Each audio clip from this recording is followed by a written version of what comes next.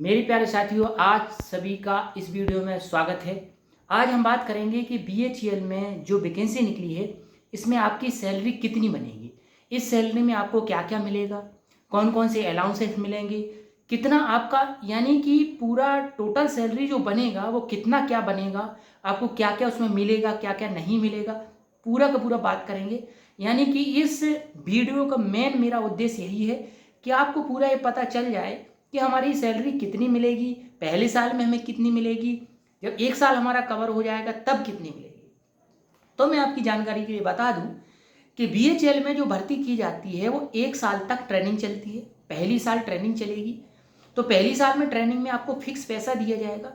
जो फिक्स पैसा अभी लिखा नहीं है फॉर्म में, लेकिन मैं आपको बता दूं लगभग आपको 25,000 रुपये पर मंथ फिक्स पेमेंट आपको मिलेगी एक साल तक। यानी एक साल तक आपको कोई भी अलाउंसेस नहीं मिलेंगे, एक साल तक आपको फिक्स पेमेंट दी जाएगी। और इसके अलावा आपको काफ़ी सारी सुविधाएं मिलेगी फिक्स पेमेंट के साथ।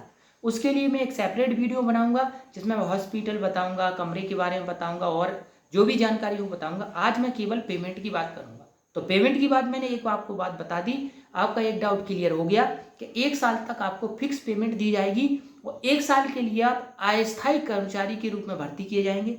जब आपका एक साल पूरा हो जाएगा, इसके बाद आपका ट्रेनिंग पीरियड खत्म हो जाएगा और आपका जो डेसिग्नेशन हो जाएगा वो हो जाएगा आर्टिजन ग्रेड 4।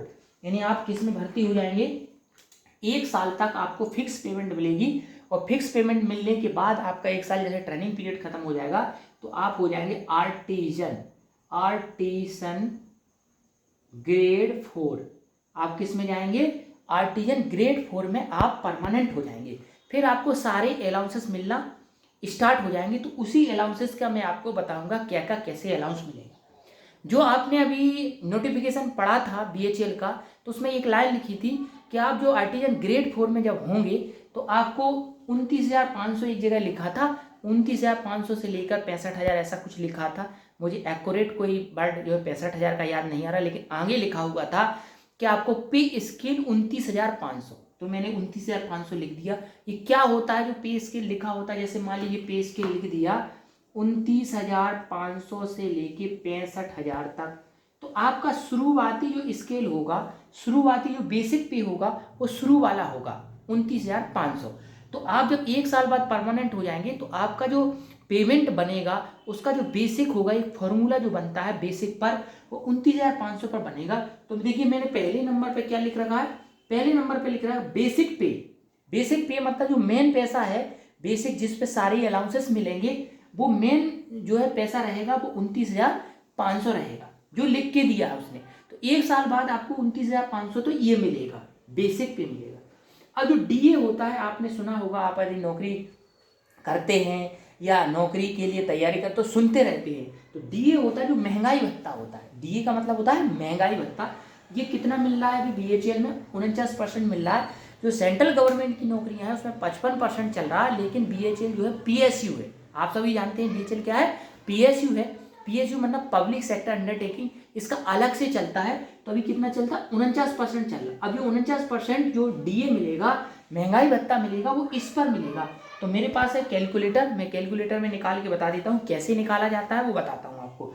देखिए 29,500 सॉरी।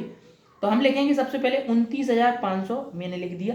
कितना परसेंट निकालना है हमें, 49% निकालना। तो गुणे 49/100, ठीक है। तो हमने गुणा करा 49 और डिवाइड में करा 100% के लिए 100 कर दिए। तो आपको 14,445 रुपया ये आ गया, देख लीजिए आप। देखिए 29,500 गुणे 49 डिवाइड 100 से ये आ गया 455 सॉरी। तो ये मैं लिख देता हूँ इसके नीचे 14,455, ये मैंने इसके नीचे लिख दिया। तो सबसे पहले जो आपका हो गया बेसिक वाला ही हो गया। इसके बाद ये हो गया डीए, डियरनेस अलाउंसेस, महंगाई भत्ता 49% चल रहा। जैसे जैसे महंगाई बढ़ती जाती है वैसे वैसे ये महंगाई भत्ता भी बढ़ता हुआ चला जाता है, तो आपकी पेमेंट भी बढ़ती हुई चली जाती है। इसके बाद ये पर्क होता है। ये पर्क क्या चीज होती है बीएचईएल में, पर्क 31% मिलेगा। ये 31% भी इस पे लागू होगा, इसीलिए इसका नाम बेसिक पे है। जो भी चीज हमें मिलेगी, कोई भी चीज घटेगी बढ़ेगी, वो बेसिक पे पर घटेगी बढ़ेगी। तो बेसिक पे पर पर्क मिलेगा 31%। अभी क्या चीज होती है पर्क, पर्क में बहुत सारी चीज़ें आती है, बच्चे के एजुकेशन का आता है, आप कहीं ट्रैवलिंग करने जाते हैं, घूमने जाते हैं, उसका भी आता है। तो टोटल मिलके 31% होता है। बेसिक का कितना 31%, उसमें सारी चीज़ें होती हैं, घर की जो भी आवश्यकताएं होती हैं उनके लिए। तो ये पर्क 31% मिलेगा। तो मैं 29,500 का 31% निकालूंगा। देखिए 29,000 कितने का, 29,500 का। तो मैं लिख देता 29,500 गुणा 31 डिवाइड 100। तो ये मैंने कर दिया। देखिए ये आ गया 29,500 गुणा 31% डिवाइड 100, तो ये आ गया 9,145 रुपये। तो ये 9,145 इसका हो गया। 9,145 रुपये किसका हो गया, ये 9,145 हो गया पर्क का। अब देखिए HRA क्या होता है। तो HRA जो होता है वो हाउस रेंट अलाउंसेस होता है, HRA, ठीक है, हाउस रेंट अलाउंस। अब ये क्या होता है, ये होता है कि यदि आप BHEL का जो कमरा मिलता है, मकान मिलता है, यदि आप उसमें नहीं रहते हो, BHEL के मकान में आप नहीं रहते हो, तभी ये 18% आपको मिलेगा, ठीक है ना। अगर BHEL के मकान में आप रहोगे तो ये आपको 18% नहीं मिलेगा, ठीक है ना।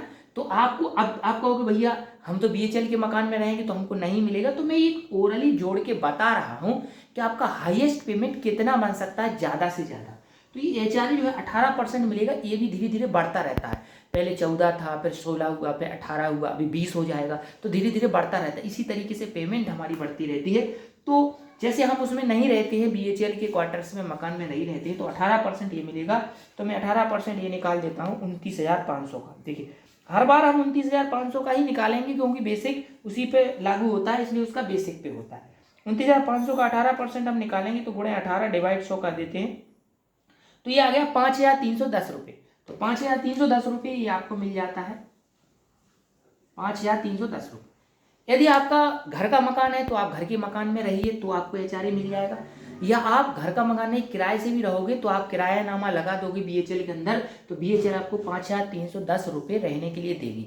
चाहे आपका 8,000 का कमरा हो, चाहे आपका 20,000 का कमरा हो, आपको पैसा मिलेगा कितना, 5,310 रुपये, ठीक है।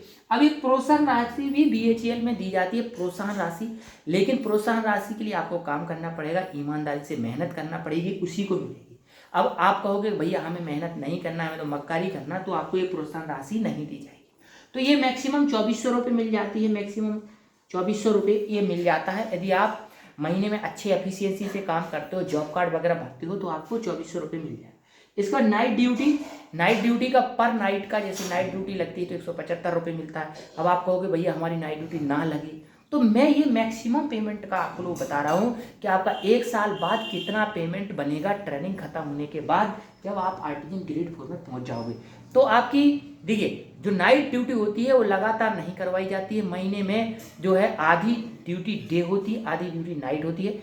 तो मैं अगर नाइट ड्यूटी 12-14 जोड़ लूँ तो लगभग 2,400 रुपये के आसपास नाइट ड्यूटी का हो जाता है, क्योंकि पर नाइट का 175 रुपये मिलेगा। पर नाइट का कितना, 175। यदि आपकी 14 नाइट हो जाती हैं, मान लीजिए 14 नाइट हो जाती हैं, तो आपका 2,400 रुपये के आसपास आ जाएगा, 2,450 रुपये के आसपास। अब ये अपन को जोड़ना है तो मैं ये कैलकुलेटर से जोड़ देता हूँ कितना कितना क्या आएगा, तो आपको पता चल जाएगा कि 1 साल होने के बाद आपको कितना पैसा मिलेगा। आप गदगद हो जाएंगे, आपको बहुत अच्छा लगे। इसलिए मैं कहता रहता हूँ कि पढ़ाई करिए, BHEL जैसी नौकरी जो निकली है ये आपके लिए सुनहरा पॉइंट है। अब मैं जोड़ता हूँ, पहले 29,500 लिखूंगा, तो मैं लिख देता हूँ 29,500 प्लस 14,455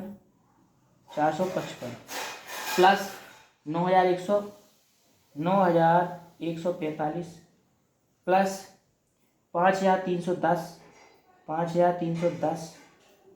प्लस 2,400 प्लस 2,400, ठीक है। तो ये देखिए जुड़ गया है, ये मैंने जोड़ दिया। देखिए ये जोड़ दिया है, टोटल आया 63,210। कितना आया, 63,210 रुपये। तो मैं इधर लिख देता हूँ 63,210।